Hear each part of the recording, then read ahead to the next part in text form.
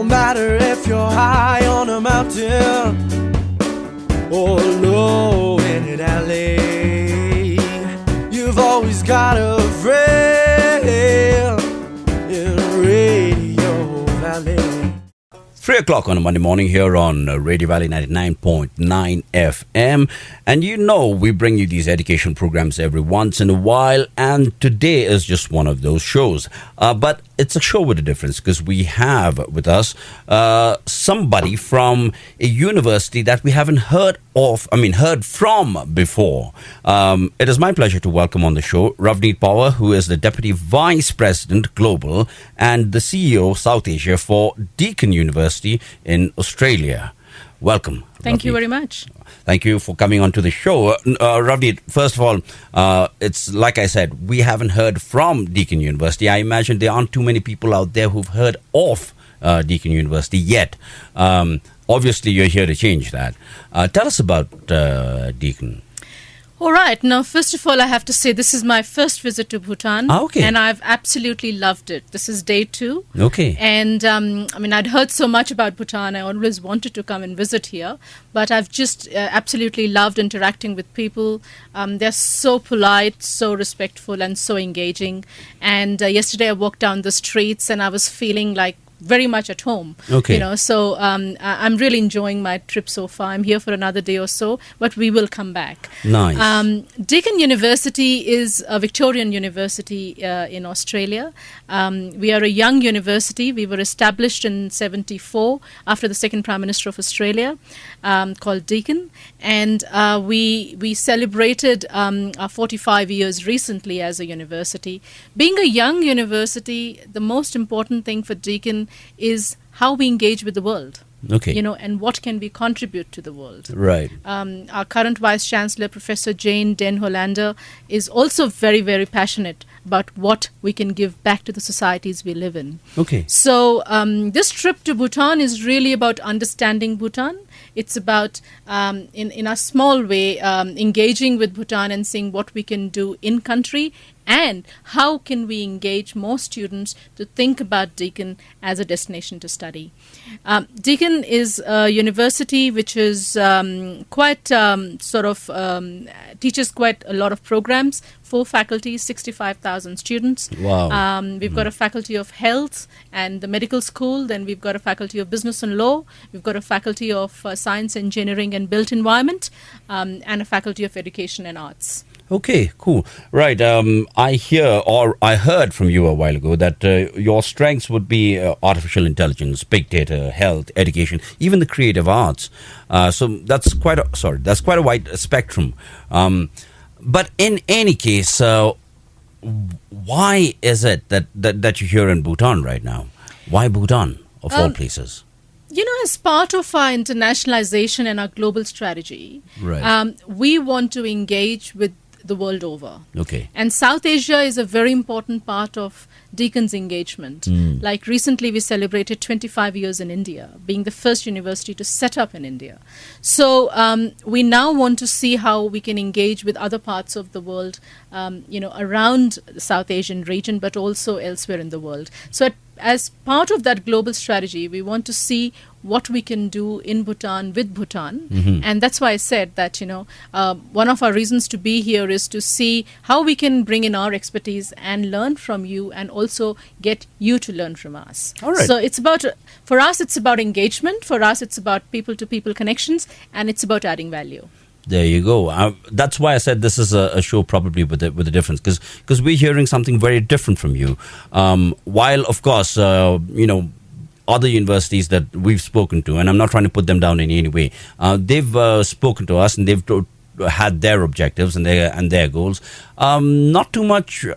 We haven't heard too much from them about this symbiotic relationship between the country where they get their students from, between the students, the university. That dynamics is somehow missing.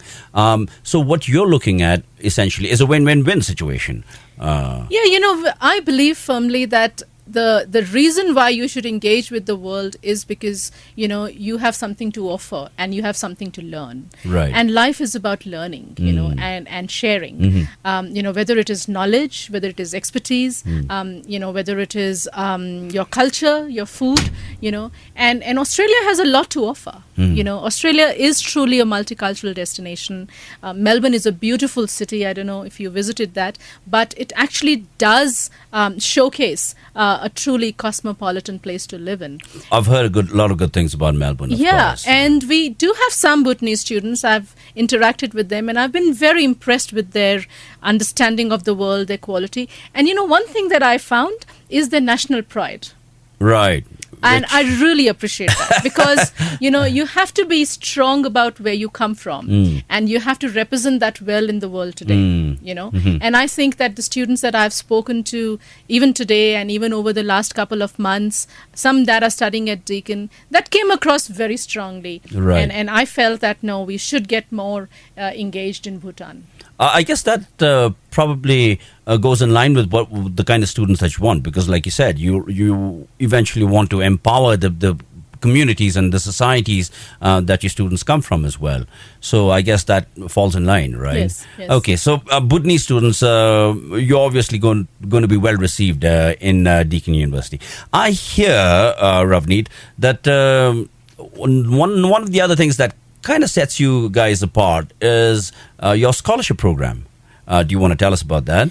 Sure. So again, I think as part of our sharing of knowledge, we want to encourage more and more students from everywhere in the world to come and study at Deakin. And for South Asia, we have a very interesting scholarship program, which is based on merit, but it has a tiered system. Right. So if you have like a certain percentage, which is say 70 or 75, you are eligible for a scholarship at Deakin. It could be 10%, 20% or 25% for the entire duration of your study at Deakin. All right, hold on a second. Let's just get that clearly, because that's a lot of numbers. Yeah. People may get a little confused. So you're saying if you have 75% aggregate in your what is it, plus two? Plus two. Right. Okay. Yeah. So if you have 75% and above in your plus two, right, you're eligible for 20% or 25% scholarship. Okay. Cool. Right? Right. So that's a key thing to remember. Okay. Because I think students who are listening to this should know that it is a merit scholarship. It is an automatic scholarship. Okay. But it is based on your certain grading, which I just mentioned, is based on that. Okay. So if you have that, then you should assume that Deakin should be able to give you either a 20 or 25% scholarship. All right.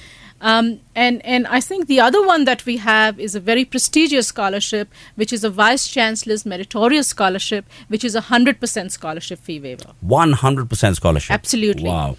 And not just that, I think that scholarship in its own sense sets you apart as the top 100 students from anywhere in the world, Okay. where you are engaging on a Vice Chancellor's program at Deakin, which is a leadership program and a global citizenship program.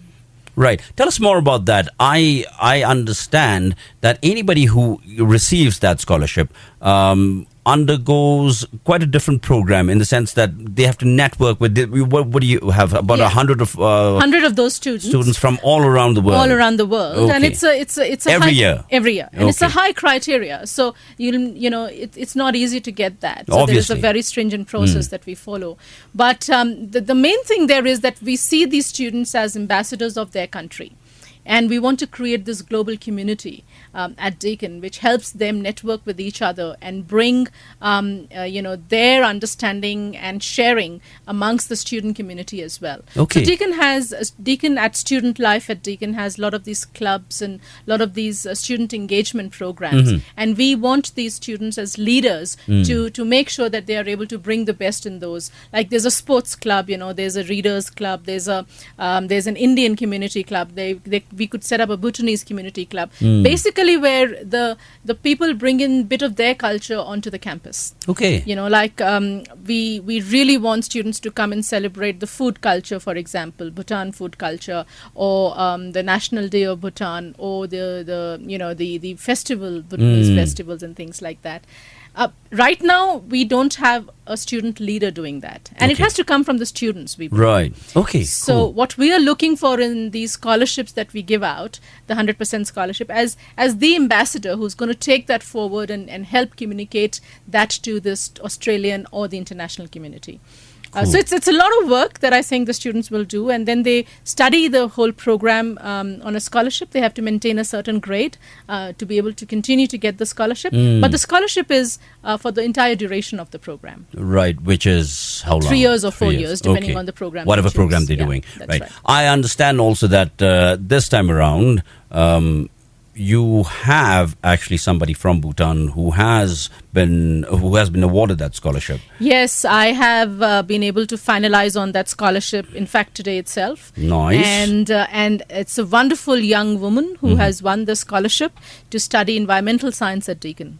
Right. Red Chiringdoji is her name, by the way. She's received that scholarship. Congratulations to her. We will hear from her in just a little while. We'll bring her into the studio as well. But she's not the first, right? The second from The Bhutan. second, Yes. right. So you did have somebody last year as well. Yes, we did have somebody. Nice, nice. So Yeah. this is, you're not kidding about it. This is a yearly program. You This will is have... going to be a yearly program. Right. And, what we are going to do is then create... And so Red will be part of the bigger community. Okay. She will undergo a Vice Chancellor's professional development program, and she will have an opportunity to engage with various projects that the university is undertaking, both nationally and internationally. Right. So it's a life-changing process, and the theme behind this is changing lives. Cool. The na pam de selam ni wo chalo pechata semne kundi ani me. All right, I don't want to be rude over there. That's I'm all right. just in my local language. That's all right. I'm trying to advise these kids out there. You know, the all the advice that they've been receiving from their parents. I'm trying to tell them that all makes sense right Yeah. now. So pechata semne ani me. So look, you can. How cool is that? You get a 100% scholarship. If you're good enough, by the way, and you have all the leadership qualities, and you want to study the right thing, whatever. But you also get to a university that is well reputed, is multicultural, 129 nationalities out there. You get into a network with 99 other people from different places of the world. You put in a leadership position. Of course, there's a little bit of pressure there as well. But of course, if you're performing at that level, I'm sure that you shouldn't be a stranger to pressure, right? And you will in fact enjoy it. Sounds like a very cool thing. So we like I said, like I told you before, we have Red Chiringdoji who won that scholarship this time around. What we're going to do is we're going to head into a short musical break and then hear personally from Red about her impressions. She's been to the university also. Yeah, she's been to Deakin. She's Right. actually been to Deakin. She's, because I think she wanted to have a look around even before applying for the scholarship. Okay. And I think she's even seen the student services and the accommodation. So, Nice. maybe it's nice to actually... And I think that accommodation bit is also interesting to me because we on campus we have an accommodation wherein students share.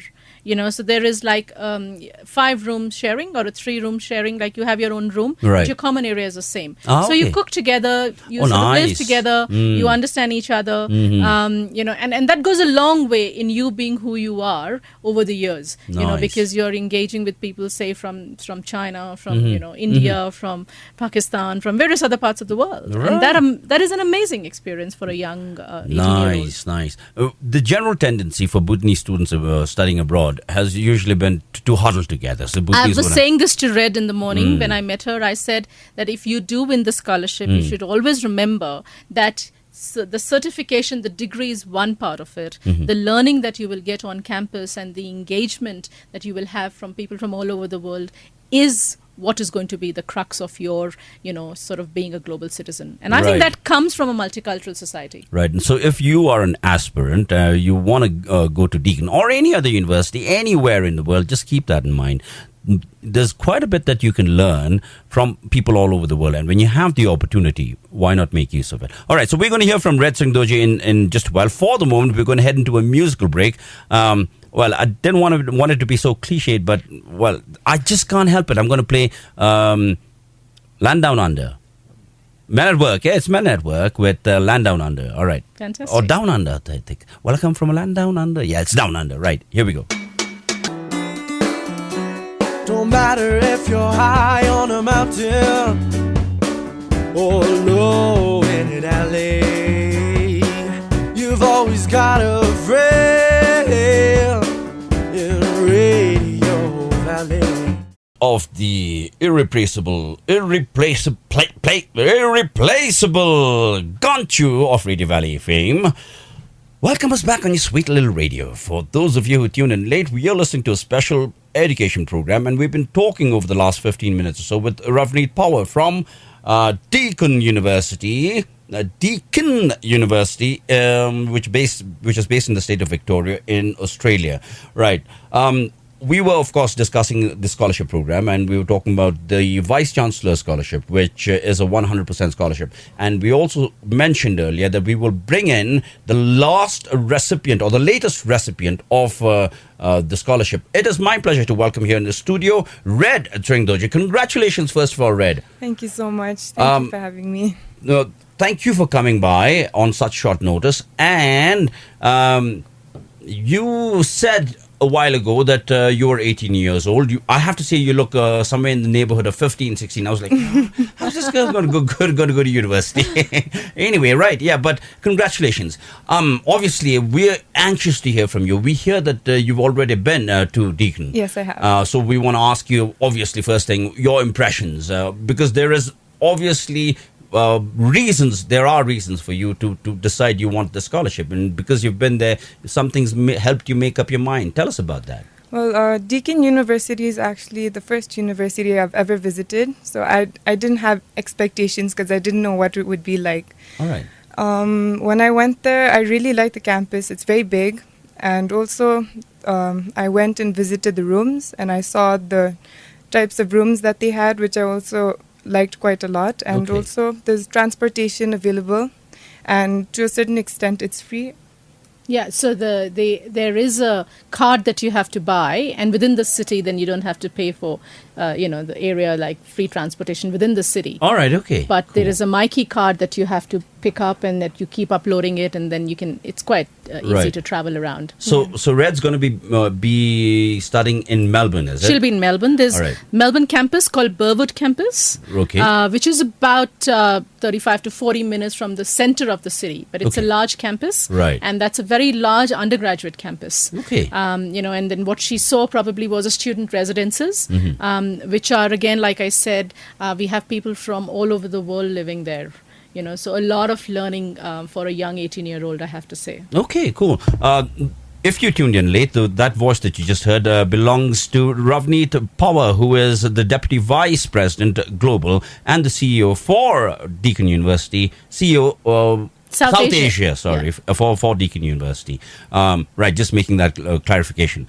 All right, so what did you think about the city itself, Melbourne, Red? I enjoyed it quite a lot. I mean, I didn't have too much time there. I was only there for about 3-4 days. Okay. But whatever I saw, I liked. And the food there is pretty good as well. All right, okay. So are you a bit of a foodie? Yes, I am. Alrighty. Well, how about sports? Melbourne is a fantastic place for sports here. I mean, international sports. You have Grand Prix and, everything that you can think of. The Australian Open, I think, is absolutely. in Melbourne. Yeah, absolutely. Yeah, when I was there, actually, there was a tennis tournament going on. Right. That I got to see from the highest building in Melbourne. Yeah. Oh, nice. Okay, cool. All right, then tell us now, Red, we also obviously want to know the selection process. How was it that you came to be selected, which I'm sure Ravneet can elaborate on. But what did you have to undergo in order to be selected? First of all, I was very nervous about the whole process because I've never been interviewed before. And so there was about 5 of us today at the office, and I was the first person to go in for the interview. And I was asked very general questions, and after the interview I realized that it wasn't as bad as I thought it would be. Okay, cool. Very simple questions. Right. Okay, I want to talk to you further about what it is that you want to study and all of that, what program you want to undergo. But before that, let me go back to Ravneet.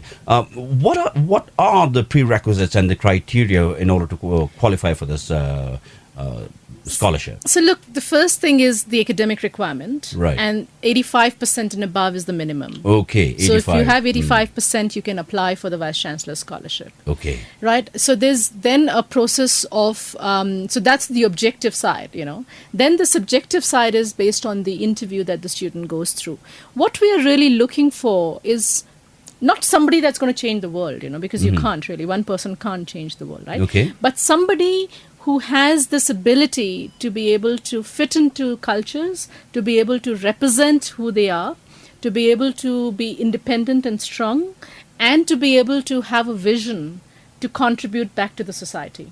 Okay. And when I met really very interesting 5 students, and they all qualified academically. But what stood out was her clarity of thought. Okay. As young as 18-year-old, and her pride in what she is and where she comes from, and what she wants to do for Bhutan when she comes back. Nice. And what she wants to study was also a very interesting area, because I think that is an important area for us in the world. Okay. So she's looking at studying environmental science. Nice. Okay, Red. So we've already heard quite a bit about you now. Considering the criteria, 85% and above, you need to be very aware. You need to have a sense of purpose. You will need to be able to contribute to not only the community but to the world at large. And so it seems like you fit the bill. So that's high praise for you already. Tell us what is the program that? Oh, we heard it's environmental conservation, right? But what is it that you want? What's going on in your head when you look at your future? What are you thinking about? Well, I plan on working in Australia for about 2 years before I come back, so I can gain some experience. Okay. And once I come back, I'd like to come and help Bhutan as much as I can in the sustainability area. Okay. So conserving our 60% forest cover that's in our constitution. Right. And helping with waste management. Cool. And the build-up of forests again, like mines in areas that have had a lot of forest cover that's been destroyed. I'd like to come and help build that up again. Sounds really good, because our USP. I was going to say that for me, Bhutan is a place that has been able to conserve it, more than anywhere else in the world. Yeah. And that is something that, the world knows Bhutan for. The quotient of happiness of people here, the carbon zero, sort of effect, and just the place, the air quality and the way you're treating sustainability. Right. I think that a young person with international experience of studying the degree technically, and then working in a country which is again very aware and, a well-developed country like Australia, she can bring in a lot of expertise to work with the government here on various projects that can help Bhutan in its sustainability, sort of existence. Cool. That makes a whole lot of sense, yeah. And as you know, right now we're struggling with a lot of issues that are related to precisely the field that you're talking about. I mean, things as far removed as regional tourism, for example. We're feeling the pressures of that, and we're realizing that may have an impact on the environment and our conservation policies and efforts. So a lot to look into, obviously. We imagine that years from now, industrialization will also, pick up. How do we deal with that? It's not that we don't want it, because economically we do want development. Everybody wants development, right? We need it, but how do you go about it in a sustainable and sensible way? So many things for you to explore. Red, we wish you the very best of luck. So Congratulations again, once again, on your scholarship. All right, back to Ravneet. Obviously, the scholarship, the Vice Chancellor scholarship that Red was conferred is not the only one, right? I mean, there are other scholarships as well. Yes. Tell us about some of the other things that are on offer. Yeah. So like I said before, I think the 25% scholarship is still on offer. Okay. So Deakin has an intake, which is, we have a trimester system. Okay. So students can pick up the courses either in trimester 1, 2 or 3. So this is trimester 2 that Red is going to go for, which is July. Okay. Then there is trimester 3, which starts in November. So admission for that is currently open. Okay. And students can apply for that, and they can actually avail the 20 or the 25% scholarship. All so if right. you have above 70%, you should think about how you can avail a scholarship at Deakin University. All right. So now, if there's somebody out there who's interested to study at Deakin University, with or without a scholarship, what is it that they need to do now? Well, they will need to apply to the university. Right. And then they will hear back from the university, and then that will help them decide which program and how and when. Okay. Is there somebody local over here that they could possibly talk to? Is there a firm, a company? Yeah, there are a couple of companies we work with. Okay. And Global Reach is one of them. All right. Global Reach. Keep note of that, those of you who are interested. And they could visit the office, and they would get information, and they could then start the process. All righty. Finally, Ravneet, it obviously appears that, like you said, this is your first visit here. And it obviously appears that Deakin University is interested in building this relationship that has already begun with this country, right? Could you possibly elaborate on that? What is it that's going on over there? What's the thought? Well, I'm meeting the government tomorrow. Right. And the Royal University here. Okay. To see if we can bring in some collaborative forms of joint programs. Okay. If we can do something for the working professionals here. Okay. Offering some for programs. working professionals as well. Okay. Yes. So Deakin is a very strong digital university. Okay. And we can offer some of our programs in the cloud. Like we have a cloud campus. Okay. So people can join the cloud campus from anywhere in the world. And so we're exploring the opportunity to see what we can do for Bhutan in that space. And then also try to see where we can help in building some key projects on health, building health professionals for the country. And we are very strong in artificial intelligence and big data. So the use of that, for a better life. Okay, cool. So the whole idea is so this trip is about understanding what's happening on the ground and what can we do, and then hopefully talking to the right people about setting up in country which would be beneficial to the relationship and to the people of Bhutan. Cool. Right, so quite a bit of information for you to digest out there if you are one of those aspirants out there wanting to study, be it in Deakin University or in Australia. Quite a lot to digest there. But in any case, do take a note that increasingly a lot of the universities in Australia are trying to build relationships with Bhutan, and Deakin is one of them. One thing that has stood out, I think, about Deakin is that they want to genuinely build a symbiotic relationship. Absolutely. I think. So that should make it quite interesting for anyone out there who is an aspirant. I am hoping right now, the trend is that most people that leave Bhutan for Australia, whether it is for studies or work or whatever it is they're headed to Perth. Increasingly, over the last few months, we've been hearing more about Melbourne. I'm hoping that at some stage, we will be hearing more about students going to Melbourne and to universities like Deakin. Oh, by the way, the city with the 5th largest population of Bhutanese in the world is Perth. We need parliament representation over there. Right, just by the way information. But in any case, I hope that Deakin is able to build this relationship. No, we are very excited because I think Melbourne is truly a lovely city to be in. And, Red said that as well from a young student perspective. But it's a very safe, a very well-structured and extremely friendly. All cuisines you get, you can travel very easily. And generally Australia and people in Australia are extremely friendly and welcoming. Cool. So I'm sure that the Bhutanese students would love their experience in Australia, and at Deakin, of course, we'll welcome them. I mean, Deakin is the university that has won consecutively a best rating in student satisfaction and graduate employability. So I think that sort of fits in quite well in our focus to welcome students to Deakin. Sounds like an irresistible package there. Right, so if you do want to know more about Deakin University or about Australia or Melbourne or anything of that sort, or education opportunities, of course, in Australia, particularly regarding Deakin University, then the people that you need to reach out to locally are Global Reach. And of course, if you can, please get in touch with the university as well. In the meantime, Red Singh Doji, congratulations, and Ravneet Power, thank you both of you for coming onto this show. And good luck with everything that you have planned for the future. Thank you very much. Thank you. All right, so that's a wrap here on the Special Education Show this week. Stay tuned because we bring you some music, but of course, such programs will continue on a weekly basis here on Radio Valley 99.9 FM. Good afternoon.